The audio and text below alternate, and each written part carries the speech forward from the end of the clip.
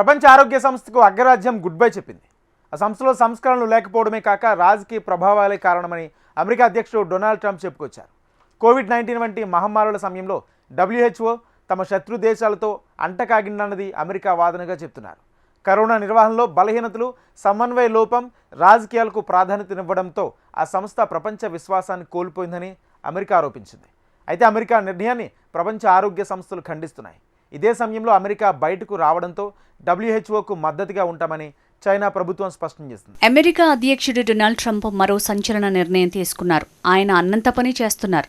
మొన్న మధ్య ప్రపంచ ఆరోగ్య సంస్థ నుంచి అమెరికా వైదొలుగుతుందని ట్రంప్ ప్రకటించారు. ఇంతలో తన మాట నిజం చేసి చూపించారు ఆయన. WHO నుంచి అగ్రరాజ్యం వైదొలిగే ప్రక్రియ పూర్తయినట్టు ఆ దేశం అధికారికంగా ప్రకటించింది. WHO నుంచి నిష్క్రమిస్తున్నట్లు ట్రంప్ ఆదేశాలు జారీ చేయటం ఇది రెండోసారి. దీనికి కారణం లేకపోలేదు.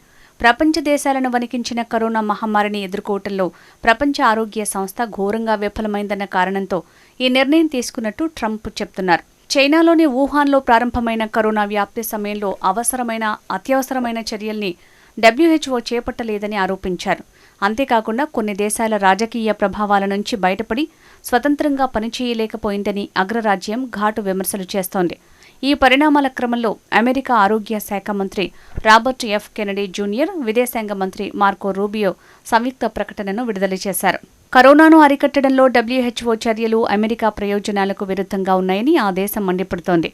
ట్రంప్ రెండోసారి అధ్యక్షుడిగా బాధ్యతలు స్వీకరించిన తొలి రోజే 14155 నెంబర్తో కార్యనిర్వాహక ఆదేశాన్ని జారీ చేశారని, దాని అమలులో భాగంగానే ఇప్పుడు WHO నుంచి వైదొలిగామని అమెరికా విదేశాంగ శాఖ వెల్లడించింది. WHO వల్ల ఏర్పడుతున్న అడ్డంకులను అధిగమించేందుకే ఈ నిర్ణయం తీసుకున్నామని తేల్చి చెప్పింది. కరోనా మహమ్మారి సమయంలో ఆ సంస్థ సక్రమంగా స్పందించలేదని, వ్యాధి నియంత్రణలో విఫలమైందని విమర్శించింది. దాని ప్రభావాన్ని అమెరికా ప్రజలు తీవ్రంగా అనుభవించారని తెలిపింది. చాలా అంతర్జాతీయ సంస్థల మాదిరిగానే WHO కూడా తన హామీలను నిలబెట్టుకోలేదని ఆగ్రహం వ్యక్తం చేసింది. అంతేకాక ప్రాథమిక లక్ష్యాల నుంచి దారి తప్పిందని విమర్శలు గుప్పించింది. అమెరికా జాతీయ ప్రయోజనాలకు వ్యతిరేకంగా WHO పదే తప్పుడు నిర్ణయాలు తీసుకుందని తూర్పారబట్టింది. కరోనా రక్కసి మనుషుల ప్రాణాలను హరించి వేస్తున్న సమయంలో అమెరికాకు సకాలంలో సరైన సమాచారం అందించలేదని ఆ దేశ విదేశాంగ శాఖ మండిపడింది.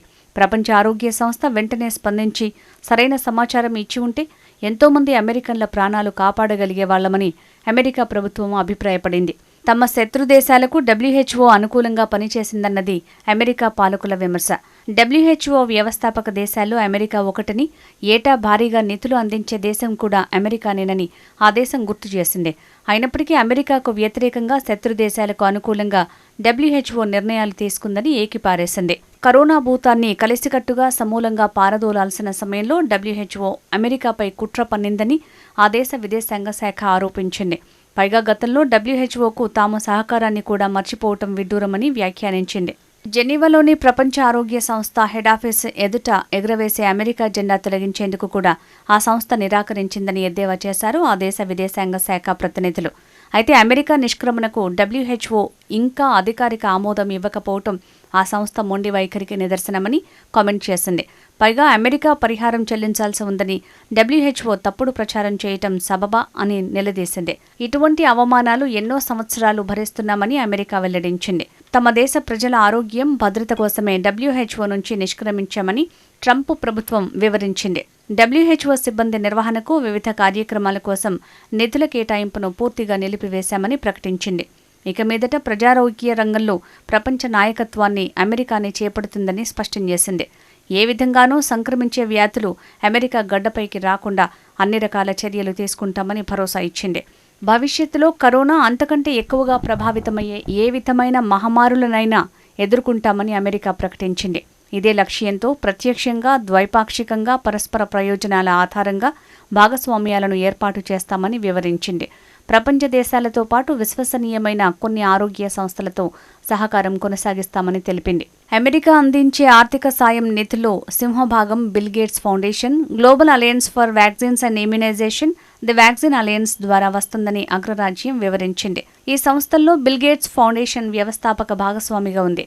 2024 ఆర్థిక సంవత్సరానికి సంబంధించి WHOకు సుమారు 1191 కోట్ల రూపాయల నిధులు అందిస్తామని అప్పటి బైడెన్ ప్రభుత్వం హామీ ఇచ్చిందని చెప్పుకొచ్చింది ట్రంప్ సర్కార్.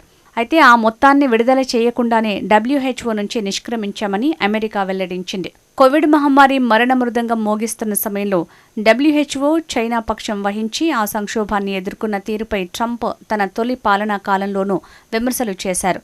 ఆ తర్వాత అధికారంలోకి వచ్చిన జో బైడెన్ ప్రభుత్వం ఆ సంస్థకు అత్యధిక నిధులు ఇచ్చింది. 2023లో దాదాపు 5వ వంతు సంస్థ బడ్జెట్కు అమెరికా నిధులు సమకూర్చింది. అయితే WHOను వీడాలనే ట్రంప్ నిర్ణయాన్ని ఆరోగ్య రంగ నిపుణులు ఖండిస్తున్నారు. ఇది అమెరికా ప్రజల ఆరోగ్య రంగంపై ప్రభావం చూపే ప్రమాదం ఉందని హెచ్చరించారు. ఏదేమైనా ట్రంప్ వ్యాఖ్యలను బట్టి ఏ సమయంలోనైనా WHOతో అమెరికా మళ్లీ దోస్తీ చేసే అవకాశాలున్నాయి.